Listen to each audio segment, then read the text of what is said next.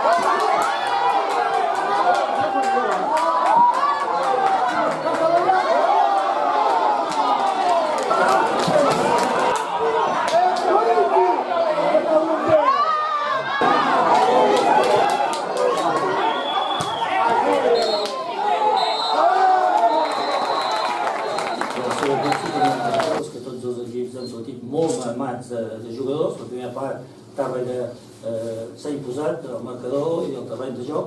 Penso que a la segona nosaltres hem millorat molt, hem jugat una molt bona segona part i segurament ens hem fet que... El partit amb el Rapitenca, crec que no és que ens haguem arriscat, és que anàvem guanyant a 0 i tampoc pensàvem que ens posaven en molts apuros. Potser ens ha posat més apuros l'Igualada que la Rapitenca. Avui ens ha anat bé i ha guanyat el partit. També crec que haguéssim pogut marcar un gol més, però bueno, crec que avui Rodamés, torno a dir, és com ha anat, estic molt content perquè l'equip ha guanyat i perquè l'equip a baix ho està celebrant i feia moltes setmanes que això no passava i espero que a partir d'ara l'equip tiri el cap dalt. Un equip que degut a les baixes per lesió i també per alguna sanció ha estat un equip bastant diferent, amb jugadors que fins i tot han debutat.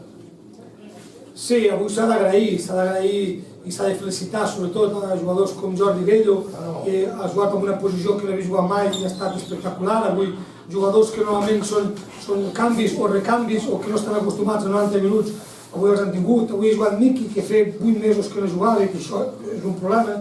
Ha jugat un juvenil que de segon any serien moltes cosetes, no una coseta. Ha jugat Egea al 50%, no hi havia cap més alternativa, i a sobre se'ns ha lesionat un altre jugador. Aleshores hi havia moltes coses noves com per estar-hi molt concentrat i molt posat. Per això crec que la victòria té més mèrit i els jugadors en són conscients.